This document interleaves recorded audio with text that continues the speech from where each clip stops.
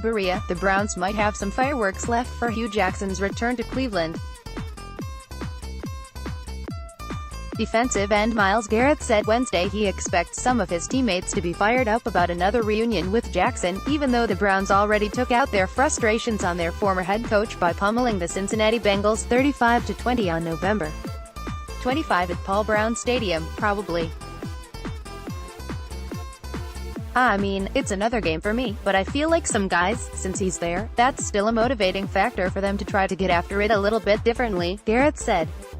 But I want to beat them into the ground, and I want to win. That's with every team.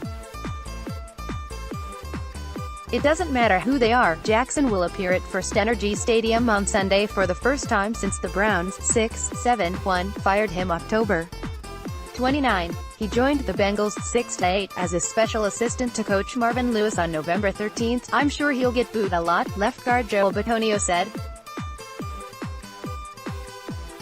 The fans will probably give him a hard time. I think he understands that too. He's coming back on another team. If it would be next year, he would still get the same reaction. It's probably going to be like that. When the Browns played in Cincinnati, free safety Demarius Randall intercepted a pass and then handed the ball to Jackson on the sideline, and rookie quarterback Baker Mayfield shook hands with Jackson before and after the game but avoided hugging him. Afterward, Mayfield said he didn't feel like talking to Jackson and later called him fake on Instagram. Will the Bengals use Mayfield's comments about Jackson as fuel? I mean, maybe, but you've got to go out there and prove it, Garrett replied. You've got to go out there and show it. You can be motivated all you want and still get your butt whooped. It's about executing. Meanwhile, Lewis had no appetite for discussing any friction between Mayfield and Jackson. Whatever Baker's choice of words are is up to him, Lewis said when asked about Mayfield calling Jackson fake. I can't control that. After a second question on the topic during a conference call with Browns beat writers, Lewis said, if there's not anything else, I'm done. Inching closer. Bitonio has yet to make the Pro Bowl, but he's not far away. He was named a first alternate Tuesday night after being voted a second alternate in 2017. Obviously, you want to see yourself in the Pro Bowl, but to get recognized by the fans, by the players, by coaches, that means people are at least voting for you, Bitonio said. I was second last year. I was first this year. So I'm slowly moving up. Jana Kin, Bitonio's grandmother who stuffed the virtual ballot box with online votes, is a bit disappointed. She doesn't think she voted enough because I didn't get in first ballot, Bitonio said. But I told her she's done plenty. Williams said Bitonio has played very well this year. He's extremely tough, very smart, and he has had a solid season, Williams said. He really has. A lot of those guys that were alternates, you will see a lot of those guys get a chance to go ahead and go to the Pro Bowl. In case Bitonio is summoned to play in the Pro Bowl as a replacement, his calendar is clear other than a very important date. He and his wife, Courtney, are expecting their first child on Jan. 10. The Pro Bowl will be held on January 27 in Orlando. I'm having a baby pretty soon, Bitonio said. So I don't really have plans anyway, so we'll see how that goes. Bengals back up while the Browns are on a roll behind Mayfield. Lewis is trying to hang on with Jeff Driscoll, who replaced injured starting quarterback Andy Dalton on November 25 after Mayfield led the Browns to a 35-7 lead. Driscoll played fairly well, but no one imagines him as a quarterback of the future.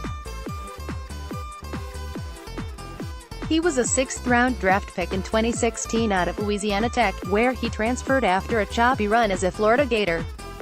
The Bengals acquired him after he was cut by the San Francisco 49ers in September 2016. Jeff is working hard and continuing to try to play on time, Lewis said on a conference call. Driscoll's 3 full games since replacing Dalton against the Browns, the Bengals have lost 24-10 at home to the Denver Broncos, lost 26-21 to the Chargers in Los Angeles, and won 30-16 at home against the Oakland Raiders. The Bengals were in a 1-7 nosedive before beating the Raiders. Driscoll is fairly mobile and has run for 96 yards, compared with Mayfield's 115 yards in 12 games. Lewis offered a quick assessment of Mayfield. "He's done a really good job executing. He's timely with the ball. He's made plays on the move. He's not putting the football at risk." Steve Dorsey extra points. Rookie cornerback Denzel Ward concussion, and rookie guard center Austin Corbett foot returned to practice Wednesday. Ward and Corbett missed the past 2 and 3 games, respectively. Ward fully participated in practice, and Corbett was limited. Center J.C. Treader, ankle, and defensive tackle Larry Ogunjobi, biceps, did not practice. The Browns signed offensive lineman Kyle Friend to their practice squad. The Temple product spent 2 weeks this season on the practice squad of the Arizona Cardinals and was with the Carolina Panthers in training camp. Nate Ulrich can be reached at nulrich@thebeaconjournal.com. Read his Browns coverage at www.ohio.com/Browns. Follow him on Twitter at www.twitter.com/BinatelRick and on Facebook www.facebook.com/ab.sports.